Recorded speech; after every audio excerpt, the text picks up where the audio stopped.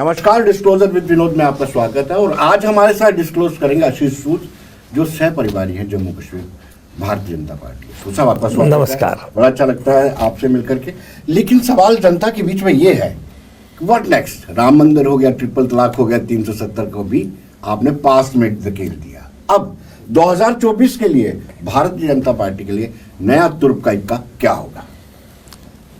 देखिए, हम इसको इस तरीके से नहीं देखते तुरुप का इक्का क्या होगा।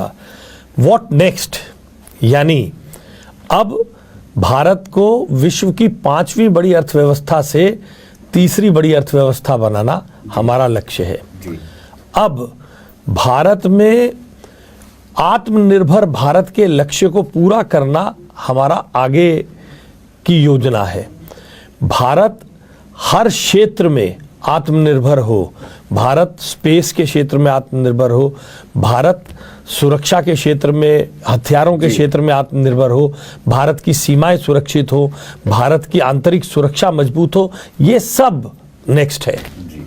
लेकिन सूद साहब, भारतीय जनता पार्टी का जो चरित्र है या भारतीय जनता पार्टी का जो पास्ट है, भावनात्मक मुद्दों पे इलेक्शन लड़े जाते हैं, ना कि आत्मनिर्भरता पर। आप देख लीजिए 2019 के चुनाव और सत्यपाल मलिक की स्टेटमेंट, 2014 के चुनाव देख लीजिए। उन्होंने तो सीधा सीधा कहा है कि पुलवामा करवाया गया है, पुलवामा के पीछे साजिश है। सत्यपाल मलिक जैसे लोगों की बात का जवाब देने के लिए मुझे लगता है कि आप अन्याय कर रहे हैं मुझसे अपनी इस चर्चा में, क्योंकि अभी उन्होंने तो बहुत बड़ी बड़ी बातें कही। जब सीबीआई की पूछताछ होने लगी तो विक्टिम कार्ड खेलने लगे जी। उन्होंने अगर कोई बात कही तो उसको सत्य करना चाहिए। इसलिए सत्यपाल मलिक ने तो जीवन में उनके मित्र बताते हैं। मैंने उनको उस दौर में भी देखा है जब वीपी सिंह के साथ वो राजनीति किया करते थे, उनके साथ घुमा करते थे, और दिल्ली विश्वविद्यालय छात्र संघ के पदाधिकारी के नाते मॉरिस नगर चौक पर वो आए थे। और उस आंदोलन के दौरान में भी मैंने देखा सत्यपाल मलिक ने कभी सत्य बोला ही नहीं, और कोई व्यक्ति उनका मित्र ऐसा मिलेगा ही नहीं जिसको उन्होंने ठगा नहीं। इसलिए उनके बारे में क्यों चर्चा कर रहे हैं? आप तो आगे की बात करें। बिल्कुल आगे की बात करते हैं। क्या 2024 के लिए कोई फिल्म तैयार हो रही है? कश्मीर फाइल्स या फिर केरला? कश्मीर फाइल्स जिन्होंने बनाई, ये जवाब वो देंगे। मैं पिक्चर का प्रोड्यूसर नहीं हूँ।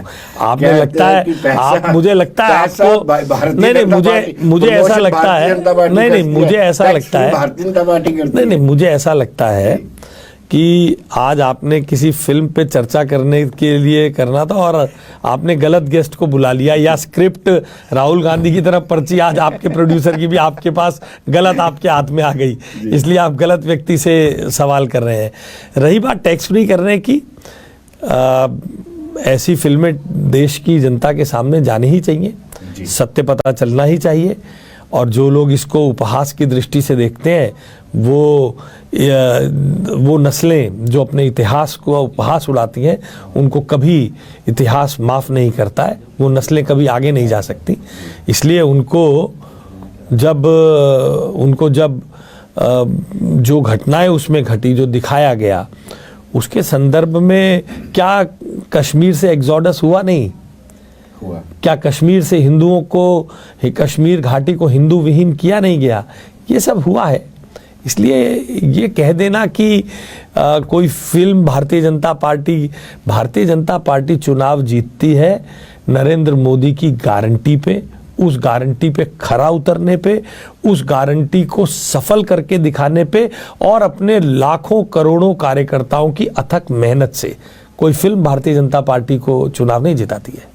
देखिए, पुलवामा के शहीदों के चित्र लगा करके आपने प्रचार किया था, इसलिए विपक्ष को पूरा मौका मिल जाता है कि आप कहीं ना कहीं राजनीति करते हैं और राजनीति जवानों की आप पुराने गीत सुनते हैं? कभी एक गाना, ये ना होता तो कोई दूसरा गम होना था। ये तो वो है जिन्हें हर हाल में बस रोना था, जिनको शहीदों की शहादत में राजनीति दिखती है। मैं उनके बारे में आपसे क्या बात करूं? ऐसे अनेक उदाहरण हैं, मैं उसमें जाना नहीं चाहता हूं। देखिए,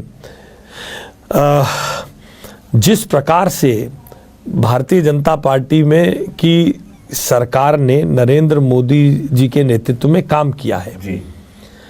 अगर केवल इतने सतही तौर पर चुनाव की हार जीत हो सकती होती तो देखिए विनोद जी, भारतीय जनता पार्टी की के नेतृत्व में एनडीए की सरकार तो साल में 6,000 रुपए देती है किसानों को जी, और राहुल गांधी ने तो हर महीने 6,000 रुपए देने की बात की थी जी, हर महीने, साल में 72,000 रुपए। जी। स्कीम का नाम याद है? जी, आज तक 5 साल में किसी ने बोला? जनता को भारतीय जनता पार्टी के नेतृत्व पर, नरेंद्र मोदी जी के कृतित्व पर भरोसा है, इसलिए जनता हमें चुनती है। ठीक है, जनता ये भी जानती है कि आंतरिक सुरक्षा अगर किसी सरकार के हाथों में सुरक्षित है, देश की सीमाएं अगर किसी के हाथ में सुरक्षित है, तो वो नरेंद्र मोदी है, जिसने अपने शहीदों का बदला भी लिया है और आगे भी। आज ये नरेंद्र मोदी की ही कूटनीति का कमाल है कि पाकिस्तान हाथ में कटोरा लेकर जगह जगह विश्व में पनाह मांगता घूम रहा है, कोई देश उनका साथ नहीं दे रहा है, कोई देश उनका साथ नहीं दे रहा है। रोज ये आरोप लगाते हैं कि कुछ अननोन लोग आ रहे हैं और उग्रवादियों को मार रहे हैं। तो ये सब बातों को जनता समझती है, जो ये आरोप लगाते हैं जनता उन पे मनी मन हंसती है। आपने कहा एक गाने का जिक्र किया जिसमें कहा उनको हर हाल में रोना था, वो रोए भी क्यों ना करें। आप देखिए उनको निलंबित कर देते हैं, निष्कासित करते हैं, सत्र के लिए चलिए बाहर, वो हल्का सा आवाज क्या होता, तभी तो वो कहते हैं अघोषित आपातकालीन लगा के रखा है। चुनाव लड़े 5 राज्यों में, रोज प्रधानमंत्री जी को गाली देते हैं, रोज अनेकों गाली देते हैं, अनेक प्रकार से देते हैं। कांग्रेस के ट्विटर हैंडल्स को देखिए जी, जिस प्रकार से प्रधानमंत्री जी के बारे में अनर्गल बातें लिख रहे हैं। दरअसल आप भी उनके प्रचार से प्रभावित होकर दिग्भ्रमित हो गए हैं जी, मति भ्रम जैसी स्थिति हो गई है। देखिए वो इसलिए रो रहे हैं कि उनके घर से 354 करोड़ रुपए पकड़े जाते हैं। वो इसलिए रो रहे हैं कि उनके उनके अलायंस के अनेकों मंत्रियों के कमरों में, मैं और आप तो मध्यवर्गीय लोग हैं, हमने तो कभी तिजोरी भी हमारे घरों में होती नहीं है, अलमारी के अंदर एक छोटा सा खाना होता है, उसमें एक थोड़े पैसे रख लेते हैं। ये तो कमरे भर भर ऐसे कमरे बनाते हैं, आपके स्टूडियो जितने बड़े बड़े कमरे, पार्थ चैटर्जी, अर्पिता मुखर्जी सामने है। तो 8 दिन तक लोग नोट गिनते रहे। दरअसल यही एक रोना है, क्योंकि उनके कालखंड में 10 साल में केवल 4,000 करोड़ रुपए ईडी और बाकी एजेंसीज पकड़ पाई थी। 10 साल थे। नरेंद्र मोदी जी के शासनकाल में 1,26,490 करोड़ रुपए सब एजेंसीज ने इन लोगों के घरों से, जनता के निकाल लिए हैं। इसलिए रो रहे हैं ये, और कोई रोना नहीं है साहब, इनको और कोई रोना नहीं है। लेकिन आशीष जी, एक अजीब सी बात नहीं है कि हमेशा कांग्रेस या विपक्ष के लोगों के पास से पैसे 10 साल थे ना, अगर बीजेपी के पास पैसे थे 10 साल थे उनके हाथ में। 2004 से 14 10 साल थे। ये क्या इत्तेफाक है कि बीजेपी के किसी नेता के घर से वो नोट नहीं ले पाए? ये इत्तेफाक नहीं है जी, ये भारतीय जनता पार्टी के कार्यकर्ताओं की, भारतीय जनता पार्टी के नेताओं की ईमानदारी है। नहीं तो 10 साल अगर सब ये उनके ही कालखंड में तोता कहा गया, उस तोते ने बीजेपी के घर के नेताओं के घर से नोट क्यों नहीं निकाल लिए? जहां होता है ना, वो पुरानी कहावत एक और है, धुआं वहीं निकलता है जहां आग होती है, जहां शोले होते हैं। तो जहां नोट होते हैं, एजेंसियां वहीं जाती हैं। अनेकों उदाहरण है, अनेकों अभी आपके सामने हैं, सैकड़ों उदाहरण है। 354 करोड़ रुपए। विनोद जी, एक सीधे से भाषा में आपसे पूछूं ना, कितने जीरो लगेंगे, आप एक तुरंत जवाब नहीं दे पाएंगे। कैमरामैन से पूछिए, जवाब दे पाएंगे? यूं इकाई दहाई सैकड़ा करते रह जाएंगे।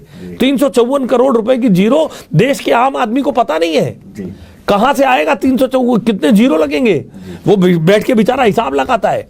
और ये लोग बड़ी सहजता से कह देते हैं हमारा क्या लेना देना है जी, वो उसका निजी पैसा होगा। शोभा नहीं देता इन लोगों। देखिए, प्रधानमंत्री नरेंद्र मोदी की अजीत पवार पर टिप्पणी करना और फिर उसके बाद अजीत पवार का भारतीय जनता पार्टी के साथ हाथ मिलाना और फिर सारे तेवर ही बदल जाते हैं। उस पर भी आप एक बात बताइए, आप एक बात बताइए, किसी का खिलाफ केस बंद हुआ, किसी के खिलाफ, तुम्हारे साथ रहे तो ईमानदार हो गया, तब क्यों नहीं मान रहे थे वो बेईमान है? तुम्हारे साथ रहे तो ईमानदार, हमारे साथ आ जाए तो बेईमान। वाह! जब हम कह रहे हैं किसी के ऊपर, इसलिए मैं स्पष्ट कह देना चाहता हूं, किसी भी व्यक्ति ने जिसने भारतीय जनता पार्टी के साथ अलायंस किया है, उसने या तो तब किया होगा जब उसके मुकदमे खत्म हो गए, या उसके मुकदमे कभी बंद नहीं हुए। कानून सम्मत कार्रवाई होनी ही चाहिए ना, कानून अपनी कार्रवाई कर रहा होगा। इसलिए ये सब आरोप केवल अपने 354 करोड़ रुपए से ध्यान हटाने के। अभी छत्तीसगढ़ के चुनाव में महादेव ऐप का मामला आया जी, उसने ऑन रिकॉर्ड कहा 500 करोड़ रुपए देने की बात। ऑन रिकॉर्ड विनोद जी कहा गया 500 करोड़ रुपए की बात। क्या हुआ? हमने कहलवा दिया जी, हमने कहलवा दिया। उसने सरेआम बताया। ऐसे 50 उदाहरण है। अभी ममता बनर्जी के भतीजे, उनके ऊपर उन्होंने कहा कि जो भर्ती घोटाला या जो एजुकेशन स्कैम जिसमें वो आरोपित है, उसके ऊपर वो गैग ऑर्डर लेने गए थे सुप्रीम कोर्ट ने मना कर दिया। तो ये रोना इस बात का है, ये करते खुद हैं और उसका आरोप भारतीय जनता पार्टी पे मढ़ने की कोशिश करते हैं। नरेंद्र मोदी जी ने बड़ा स्पष्ट कहा है, बहुत स्पष्ट कहा है, जिसने जनता का लूटा है उसको जनता को लौटाना पड़ेगा। किसी भ्रष्टाचारी को छोड़ेंगे नहीं। आशीष जी, आपने कहा कि तीसरी अर्थव्यवस्था तक पहुंचना हमारा अगला लक्ष्य है, आत्मनिर्भर बनना, लेकिन आपने हंगर इंडेक्स के आंकड़े पढ़े हैं? नेपाल, बंगाल, पाकिस्तान से भी नीचे। आपने कहा कि कूटनीति से हमने पाकिस्तान को ध्वस्त कर दिया आर्थिक। अगर इन जैसे स्पॉन्सर्ड आंकड़ों से साहब नंगी आंखों से दिखता है बांग्लादेश और मतलब उन लोगों को तो पाकिस्तान, अफगानिस्तान और बांग्लादेश, जिसमें लोग जहाज के पहिए पे लटक के भागना चाहते हैं, वहां का हैप्पीनेस इंडेक्स भारत से ज्यादा दिखता है। क्या विनोद जी, आप भी किन नकली चीजों के चक्कर में पड़ जाते हैं? आप एक मूर्धन्य पत्रकार है, जरा अपनी रिसर्च टीम को बोलिए सही एजेंसीज के आंकड़ों के आधार पर आपको रिसर्च करके दे। मतलब वो अफगानिस्तान जहां से भागने के लिए लोग जहाज के पहिए पर लटक गए कि मैं किसी तरह अफगानिस्तान से बाहर चला जाऊं, वहां हैप्पीनेस इंडेक्स भारत से ज्यादा अच्छा है। ये किस तरह की एजेंसी है? ये आपके खिलाफ एक साजिश, कंस्पिरेसी? जॉर्ज सोरस और अनेक ऐसे लोग। देखिए, आप बार बार देखिए, कांग्रेस के लोग बाहर के देशों में जाते हैं, बाहर के देशों में जाके बार बार इस प्रकार की बातें करते हैं। फिर जॉर्ज सोरस के पास कितने बिलियन डॉलर लेकर यहाँ लोगों को फंड करना, चीनी पैसा आना, ये सब समय समय पर मीडिया के माध्यम से बाहर आता रहा है। और कई देश हैं जिनको भारत के बढ़ते हुए प्रभुत्व का, भारत के बढ़ते हुए आकार का, भारत की बढ़ती हुई इज्जत का थोड़ा कष्ट है। वे सब मिलकर इस प्रकार की चीजों को चलाते हैं, ये हम सब जानते हैं। ये वो देश है जो पिछले 4 साल से अपने राशन कार्ड धारकों को मुफ्त में राशन दे रहा है। ये वो देश है जिसने one nation one ration card की पोर्टेबिलिटी लागू कर दी। ये वो देश है जिसने अब फिर आगामी 1 साल के लिए राशन की व्यवस्था मुफ्त कर दी है। इसलिए इन बातों को क्यों हम छेड़कर अपने देश के स्वाभिमान और इज्जत को कम करें? जो लोग करना चाहते हैं उनको देश की जनता जवाब बार बार दे रही है।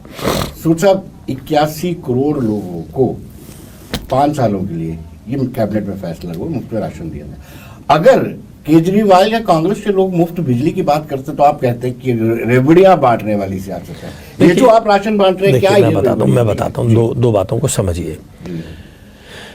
जिन लोगों को आवश्यकता है, आप तो ये भी कह सकते हैं प्रधानमंत्री आवास योजना के अंतर्गत आवास देना भी रेवड़ी बांटना है।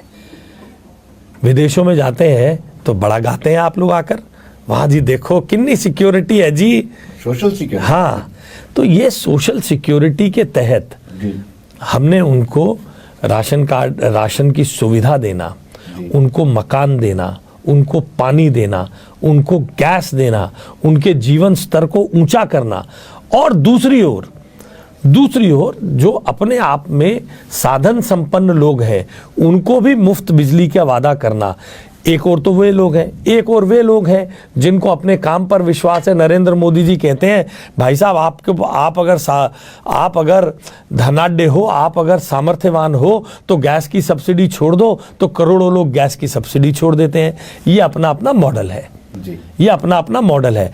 आप एक मर्सिडीज में चलने वाले को कहिए मैं तुझे 200 यूनिट बिजली फ्री दूंगा, इसको गवर्नेंस मॉडल समझ लीजिए, या उस मर्सिडीज वाले को भारत माता के प्रति समर्पण का भाव जागराते हुए उससे कहना, भगवान ने, इस देश ने, भारत माता ने तुझे बहुत दिया है, ये 200 रुपए सब्सिडी छोड़कर किसी गरीब के घर के धुएं को कम करने का प्रयास आपको करना चाहिए, और वो आगे बढ़कर देश में गरीबी को कम करने में अपना योगदान दे। ये महत्वपूर्ण है या ये महत्वपूर्ण है, इसका फैसला मैं आप पर और आपकी जनता पर छोड़ता हूं। सूद साहब, आपने कहा कि सर्वसंपन्न जो लोग हैं वो देश को समर्पित करें, और वैसे ही जब मैंने एक उदाहरण दिया, प्रधानमंत्री ने गिव इट अप स्कीम निकाली, मैंने उसके संदर्भ में कहा।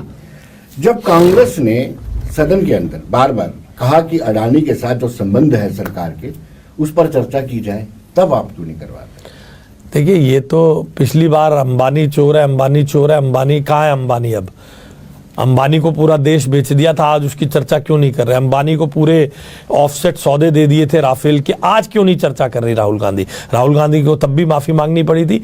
हर बार एक ऐसा दरअसल मैं आज आपको असलियत खोल देता हूं, आज आपके चैनल पर आपके जनता को असलियत बताना चाहता हूं। दरअसल कांग्रेस का जो पहला परिवार है गांधीज, वो जीवन भर इसी प्रयास में लगे रहते हैं कि किसी प्रकार से बोफोर्स का जो दाग हमारे ऊपर लगा है वो दाग धुल जाए, इसलिए बार बार इस प्रकार की चीजों को निकाल कर लाते हैं, जिससे वो ये साबित करना चाहते हैं हम ही करप्ट नहीं है। पिछली बार उन्होंने अंबानी के ऑफसेट सौदों की बात की थी, अब यहां करने लग गए। जब राहुल गांधी से आप जैसे पत्रकार पूछते हैं अगर अंबानी चोर है, अगर अंबानी गलत है, तो पहले ये बताओ 2014 से पहले अंबानी क्या कांग्रेस मुख्यालय के बाहर चाय की दुकान लगाता था? वो जवाब नहीं देते। उनकी सरकारें, उनके नेता, उनके मुख्यमंत्री उन्हें बड़े बड़े सौदे देते हैं। मैं चैनल का नाम नहीं लेना चाहता हूं, मगर क्योंकि एक आपके प्रतिद्वंदी चैनल होगा, उसके शो में क्वेश्चन आंसर्स में अडानी ने खुद बताया पत्रकार को, गौतम अडानी ने खुद बताया कि मेरे जीवन का परिवर्तन तो तब हुआ जब राजीव गांधी ने मुझे पोर्ट के सौदे दिए। तो इसलिए ये सब बातें सब लोगों का, प्रोफेसर, टीचर, ट्यूशन पढ़ाने वाला, चाय बेचने वाला, ढाबा चलाने वाला, व्यापार करने वाला, इंडस्ट्री चलाने वाला, पत्रकार, आपके कैमरामैन, आपके सपोर्ट स्टाफ, हर किसी का इस देश को बनाने में योगदान है। उसी प्रकार हर इंडस्ट्रियलिस्ट का भी अपना अपना योगदान है। जो चोरी करते हैं, जो गलत करते हैं, उसके लिए देश में कानून है, उनको सजा मिलती है। इसलिए कांग्रेस केवल बोफोर्स के आरोपों को कम करके आंकने के लिए, दूसरा अपनी छेप मिटाने के लिए इस प्रकार का आरोप लगाते हैं। उनके पास कोई तथ्य नहीं है, कोई तथ्य नहीं है। अगर तथ्य होते तो वो उस पर 100 बार बात करते, जनता को दिखाते। आजकल तो कोई तथ्य के लिए कुछ करने की संसद की भी जरूरत नहीं है ना। ये लोग, जनता की अदालत है, सब इसमें इंस्टाग्राम, फेसबुक, ट्विटर पे सब चलता है, सब जनता देखती है जी। सूद साहब, जिस तरीके से कांग्रेस का ये कहना है कि कहीं ना कहीं सरकार किसी भी एजेंसी को खुद मुख्तियारी नहीं दे रही है और अपने ही हिसाब से चला रही है। देखिए, देश में कानून है, संविधान है। अगर मेरी याददाश्त ठीक है तो फरवरी 2023 में या नवंबर 2022 में ये सब एजेंसी, ये सब नेता जो तथाकथित इंडी अलायंस के पार्टनर्स हैं और जो एजेंसियों पे प्रश्न उठाते हैं, ये सब सुप्रीम कोर्ट गए थे। याद है विनोद जी, ये सब सुप्रीम कोर्ट गए थे कि ईडी की कार्रवाई रोक दी जाए, सीबीआई की कार्रवाई रोक दी जाए, ईडी के अधिकार कम कर दिए जाएं। अगर ये इनकी बातों में तथ्य होता, अगर इनकी बातों में सच्चाई होती, तो कोर्ट इनको राहत दे देती जी। कोर्ट ने इनको फटकार लगा के भगा दिया। अब जब आप, क्षमा चाहता हूं, जब आप कहते हैं कि ये लोग एजेंसीज पर आरोप लगाते हैं, तो इन्होंने आरोप लगाया ईडी हमें जबरदस्ती गिरफ्तार करती है। सत्येंद्र जैन जेल में है, 1 साल से ज़्यादा हो गया। फरवरी 2023 से मनीष सिसोदिया जेल में है। संजय सिंह भुजाएं फड़फड़ाते हुए कहते थे कि मुझे गिरफ्तार करो, अब सुना है कि अदालत में गिड़गिड़ाते हैं कि मुझे जमानत दे दो, मुझे किसी तरह बाहर जाने दो, मैं भागूंगा नहीं। अगर इनकी बातों में सच्चाई होती तो कोर्ट क्या इनको जमानत नहीं दे देता? आगे हो सकता है जब उपयुक्त समय आए इन्हें मिल भी जाए। ये आज केस साबित होने से पहले जेल में है, तो इसका मतलब कुछ केस है। सही गलत तो केस पूरा होने पे हो ही जाएगा। अब एक नया बात निकालनी शुरू कर दी अपना विक्टिम कार्ड के लिए, process itself is a crime, is a punishment. अरे साहब, देश का कानून है, ये हमारे नहीं सभी जगह है जी। सब विश्व में इस देश में जो कानून बना है, अब धीरे धीरे उसको बदलने का काम भी नरेंद्र मोदी जी ही कर रहे हैं। इसलिए ये लोग जिस प्रकार की बातें करते हैं, एजेंसीज पर आरोप लगाते हैं, अपने घरों में देखें, जहां एजेंसी गई, संजय सिंह से कोई पूछे आरोप लगाने के वालों के उसमें कि संजय सिंह जी, आपका जो कारिंदा था जिसको आप कहते थे मैं गांव से चाय पानी पिलाने के लिए लाया था, वो एक बड़ी शराब कंपनी में 20% का हिस्सेदार कैसे बन गया? वो कैसे बन गया? अगर वो कहते हैं एजेंसी गलत है, ये 354 करोड़ रुपए निकले या नहीं निकले? बिल्कुल निकले। या सीबीआई, ईडी और इनकम टैक्स ने ले जाके साहू के घर में रख दिए? क्या सूद साहब, आपको भय लगा था बीजेपी को जिस दिन अलायंस बना था? फिर आपने ईस्ट इंडिया कंपनी भी कहा, इसको इंडियन मुजाहिदीन भी कहा, थोड़ा सा डर लगा था? नहीं, कभी भी नहीं। भारतीय जनता पार्टी, अभी कल परसों अमित शाह जी ने भी इस बात को कहा है। क्या बदल गया है? जम्मू कश्मीर में इंडिया अलायंस होने से क्या बदल गया, मुझे बताइए ना। वो तो अलायंस पहले से ही है, इंडी से बहुत पहले। इससे कुछ अलग हो जाएगा? तो इससे कुछ अलग हो जाएगा? हर राज्य में, तमिलनाडु में इनका पहले से अलायंस है, कुछ अलग हो जाएगा? तो they have been doing it, इसलिए हमें कोई घबराने की जरूरत नहीं। और देखिए साहब, हमारे तो 2 भी हुए।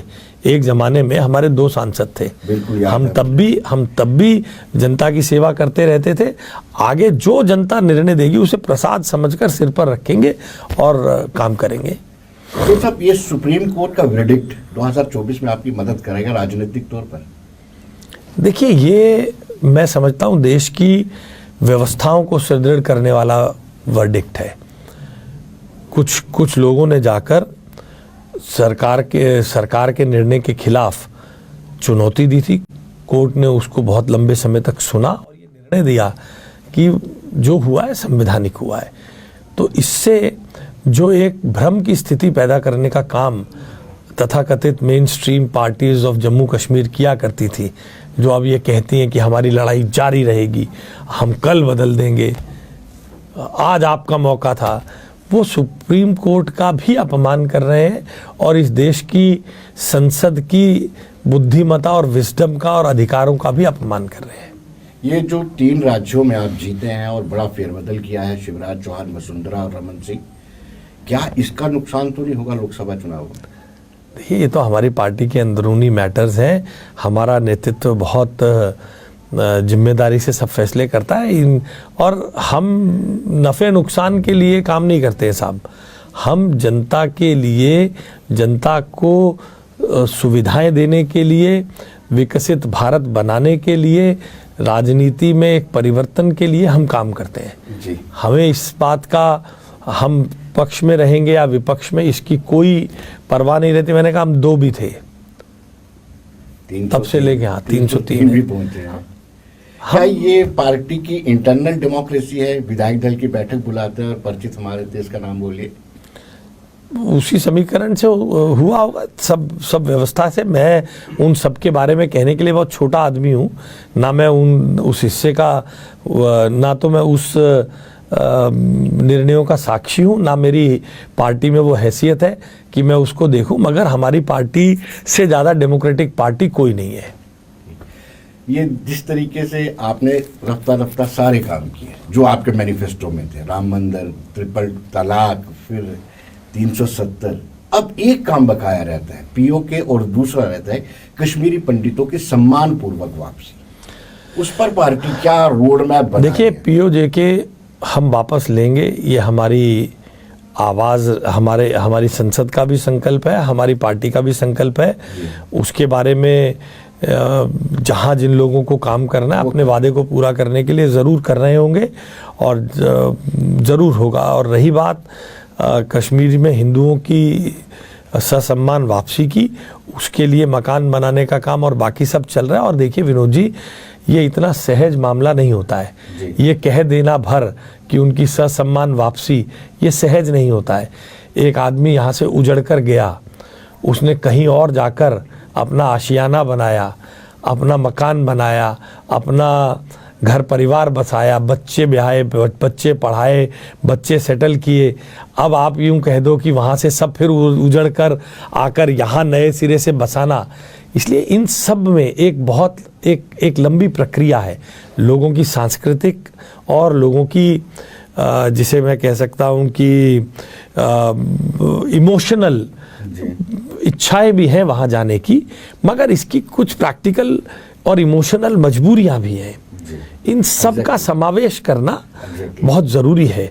मैं और आप, क्योंकि हमने उस पीड़ा को केवल दूर से देखा है, जिन्होंने झेला है, जो विस्थापन हम जम्मू के लोगों ने झेला, हम विस्थापन, मैं उनके साथ, मैंने उनके साथ जब दिल एग्जॉडस के बाद उस आंदोलन में विद्यार्थी परिषद और छात्र संघ के नेता के नाते मैंने बहुत लोगों के साथ बहुत दिन मैंने गुजारे हैं। मैंने उस दर्द को मगर देखिए, किसी दूसरे के दर्द को देखना और वो दर्द भगवान न करे अपने ऊपर हो, इसमें बहुत बड़ा अंतर होता है।